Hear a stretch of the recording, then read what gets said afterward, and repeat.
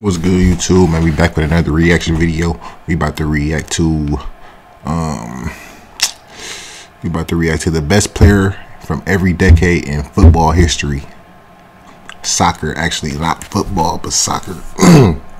So all my soccer heads out there, I don't know if I got a lot of soccer subs. I'm not sure because I did a few soccer videos.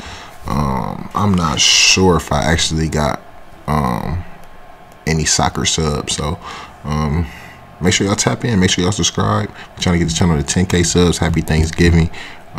With that being said, man, we about to hop right into it, man. Let's get it. Football's been around longer than you might think. The first set of official rules were drawn up all the way back in 1863. Sadly, we don't have a lot of footage from those days. So here's the best footballer from every decade in the last 100 years. 1920s, Dixie Dean. Matches in the 1920s were higher scoring than they are today, but Dixie Dean was still a goal machine. Dean started his career with local team Tranmere Rovers before moving to Everton in 1925. That was his big break. Dean had supported the Toffees as a boy, and he wasn't going to pass up this opportunity. Dean became Everton's first ever number 9, and they haven't had a striker as prolific as him ever since. In the 1927-28 season, Dean scored 60 league goals in just 39 appearances. His exploits are almost 100 years old, but they're still talked about today. Not many players from his era can say the same thing. 1930s, Josef Bitzan. Josef Bitzan died in 2001, but he made the news again this year when Cristiano Ronaldo broke his record to become football's top scorer of all time. It just goes to show how good Bitzan was that his record stood for so long. Born in what was then Austria-Hungary in 1913, Bitzan was one of the world's best players in the 1930s. It's hard to work out just how many goals he scored. Many sources say it was 759, but FIFA claim it was actually 805. Whatever the exact number, Bitzan was a phenomenon. He was strong, quick, and a natural finisher who could score every type of goal. Giuseppe Meazza and Matthias Sindelar deserve a mention when it comes to the 1930s, but Bitzan's goal tally speaks for itself.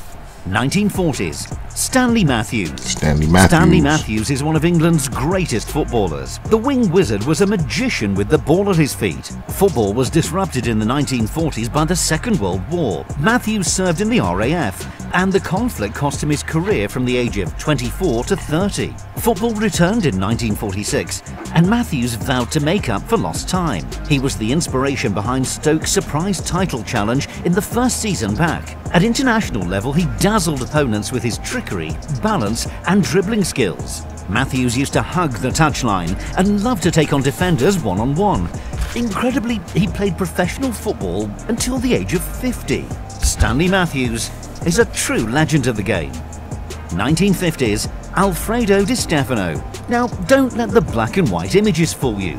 Alfredo Di Stefano was one of the greatest footballers the world has ever seen. Di Stefano joined Real Madrid in 1953. Without him, Los Blancos wouldn't be the global giants they are today.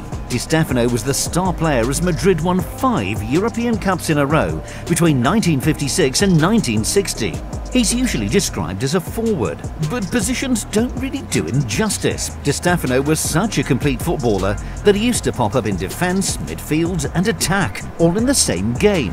Born in Argentina, he actually played most of his international football for Spain. But when you picture Di Stefano, it's in the all-white kit of Real Madrid. Madrid weren't a one-man team in the 1950s, but they wouldn't have achieved what they did without Alfredo Di Stefano. That's crazy. 1960s, Pelé. Pelé won his first World Cup in 1958 and his third one in 1970. He also won the tournament in 1962, but got injured in the second game. In 1966, Brazil crashed out in the group stage. Despite all that, there's no doubt that Pelé was at the peak of his powers in the 1960s. The king of Brazilian football sometimes gets mocked these days. There's definitely a debate to be had about how many goals he really scored. A genius like Pelé can't be reduced to numbers though. You ask anyone who played with or against him in the 1960s and they'll tell you just how brilliant he was. It's true that some of his goals in the 1960s... See, I like learning my history about this shit, man. Santos be so were much playing shit I don't know against about. Europe's top teams, and thanks to him, they usually beat them. Ferenc Puskás was another world-class forward in the 1960s, and Lev Yashin became the first and only goalkeeper to win the Ballon d'Or. Those two were great, but not quite as great as Pelé. 1970s, Johan Cruyff. Has there ever been a cooler footballer than Johan Cruyff? The Dutch legend wasn't just stylish off the pitch, he was a world-class footballer who remains an iconic figure in the game today. Cruyff was such an intelligent player that he helped invent the total football style used by Ajax and Holland in the 1970s. His goals, creativity and all-round brilliance helped Ajax win 3 European Cups that decade, and he also shone as the Dutch reached their World Cup final in 1974. Cruyff won 3 Ballon d'Ors in the 1970s, which was more than any other player. Even the legendary German duo of Franz Beckenbauer and Gerd Müller weren't quite in Cruyff's class. 1980s, Diego Maradona. Now, you only have to look at the reaction to Diego Maradona's death to realise just how much he meant to football fans all over the world.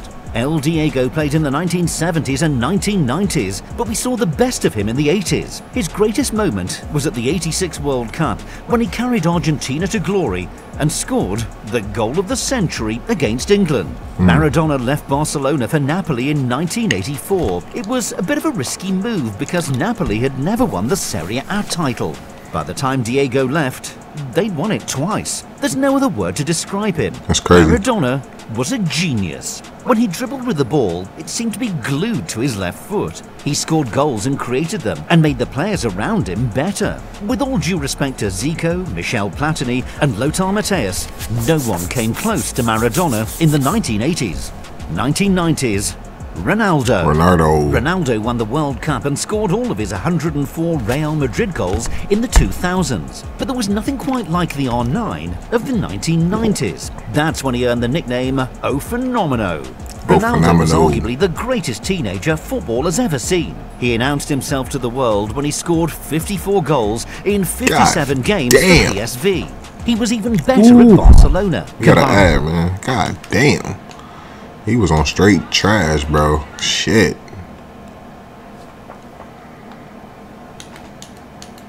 Speed, strength and skill. The Brazilian tore things up in his one season at the club. He carried on terrorising defences at Inter, then led Brazil to the World Cup final in 1998. The decade ended badly for Ronaldo, with a serious knee injury affecting him for the rest of his career. He could have been even more legendary if he'd stayed fit, but the 1990s were R9 at his breathtaking best. 2000s, Zinedine Zidane. I heard of him. Surprising that Zinedine Zidane only won 1 Ballon d'Or. That came in 1998 after he starred in France's World Cup victory. Zidane was like a fine wine. He just got better with age. He began the decade with some stunning performances at Euro 2000 as Zizou added another winner's medal to his collection. Zidane joined Real Madrid the following year and ended his first season by scoring an incredible volley with his weaker foot in the Champions League final. Not a bad start to life at the Bernabeu. Madrid probably should have won more during the Galacticos era, but Zidane wasn't to blame for that. He was world-class even at the age of 34. Just look at how he dominated the 2006 World Cup, with a strong nod to Thierry Henry and Ronaldinho. The 2000s belonged to Zinedine Zidane. 2010s, Lionel Messi and Cristiano Ronaldo. For sure. How on earth could we split these two?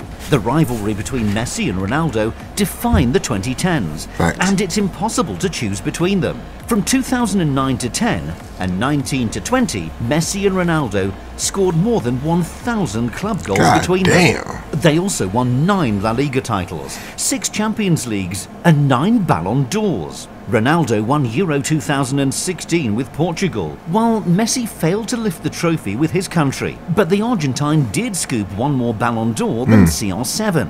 Messi and Ronaldo might be coming towards the end of their careers, but no one will be able to erase the memories of their brilliance in the 2010s. Messi and Ronaldo are 2 of the greatest players of all time, and we might never see anything like them again. That's the debate. Who do you think will be the best player of the 2020s? Hey, that was a good ass. I'm about to do a lot of these reactions, like informational reactions. I'm gonna do some highlight reactions too.